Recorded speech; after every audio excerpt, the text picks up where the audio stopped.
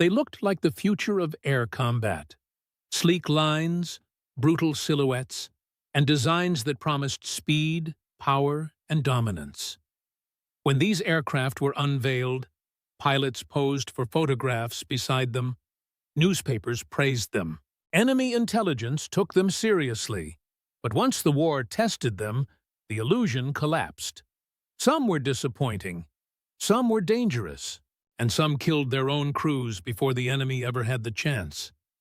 This is a countdown of World War II aircraft that looked deadly, impressed everyone at first glance, and then failed in ways that shocked even their own designers. Number 10 begins with an aircraft that failed quietly rather than violently.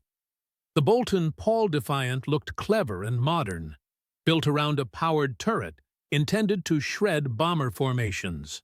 Early encounters supported the idea. German pilots were caught off guard, and a handful of early victories followed. Then the weakness became obvious.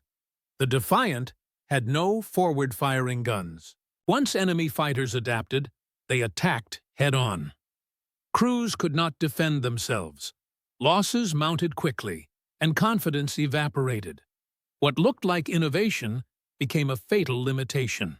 Number 9 is the American SB2A Buccaneer. On the deck of an aircraft carrier, it looked reassuring. Thick armor, heavy construction, and the promise of survivability. In flight, it betrayed its pilots. The aircraft was overweight and underpowered. Handling was poor. Landing accidents were frequent. Some training units suffered more losses from crashes than combat. Pilots openly disliked it, and many were relieved when it was withdrawn. Its appearance suggested strength. Its performance delivered fear. Number 8 is the Blohm and Voss BV-142. Its asymmetrical design made it unforgettable. One-engine nacelle, an offset cockpit, and a shape that looked like advanced engineering. The theory promised better visibility and efficiency. Reality delivered instability. The aircraft handled poorly and revealed structural weaknesses early on. Despite the attention it received, it never reached operational service. The design that looked revolutionary could not survive basic flight demands. Number 7 is the American YFM-1 Airacuda. It looked like a flying fortress built to hunt bombers. Twin engines, heavy forward cannons, and multiple crew positions gave it an intimidating profile. In practice, it was unreliable and overcomplicated. Engines overheated constantly. Systems failed. Maintenance demands were extreme. A disturbing detail is that some crew members sat in exposed positions with almost no chance of escape in an emergency.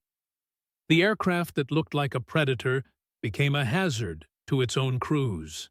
Number 6 is the Heinkel He 177. On paper, it was Germany's answer to long-range bombing. In photographs, it looked powerful and fast. In service, it earned a deadly reputation. Its paired engine design caused severe overheating.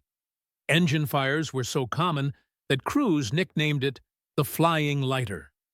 Many airmen feared mechanical failure more than enemy fighters. An aircraft meant to project power instead destroyed trust. Number 5 is the XP-54. Its long nose, high-mounted engine, and heavy armament made it look like a precision interceptor. Engineers even added a pilot elevator to access the cockpit. But reliability never followed the design. Engine problems persisted. Performance failed to meet expectations. By the time it was close to readiness, simpler fighters had already surpassed it. It looked dominant. It arrived too late and too flawed. Number 4 is the XP-56. It looked like something from another world. No tail, massive propeller, and radical aerodynamics. The promise was speed and climb unmatched by anything else. The reality was instability and danger. Test flights were risky. One pilot was killed. Another barely survived. The aircraft proved too extreme to tame. What looked like the future became a warning. Number 3 is the Mistel composite aircraft, a fighter mounted on top of a massive explosive-filled bomber. Visually, it was terrifying. The idea was simple: turn a bomber into a guided missile. In practice, the system was slow, vulnerable, and difficult to deploy. Allied fighters learned to intercept them easily. Many Mistel missions never reached their targets at all. Fear faded quickly once weaknesses were understood. Number 2 is the early generation of jet fighters. Their smooth lines and lack of propellers suggested invincibility. But early jet engines were fragile and short-lived. Mechanical failures were common. Maintenance demands were extreme. Some jets spent more time grounded than airborne. Pilots often feared engine failure more than enemy fire. The appearance of dominance masked a fragile reality. Number 1 is the Nakajima Ki-115. It looked simple and purposeful, stripped down to its essentials. What made it truly horrifying was the reason for that simplicity. It was designed for a one-way mission. Safety was deliberately sacrificed. Training was brutally short. Landing gear were meant to be jettisoned. Pilot protection was minimal. Even among Japanese airmen, it was feared. Some called it a coffin with wings. No other aircraft on this list was so dangerous by design. It did not fail accidentally. It succeeded at sacrificing its own pilots. These aircraft remind us of a harsh truth. In war, appearance means nothing. Reliability, survivability, and trust keep crews alive. When those fail, no amount of sleek design can save them.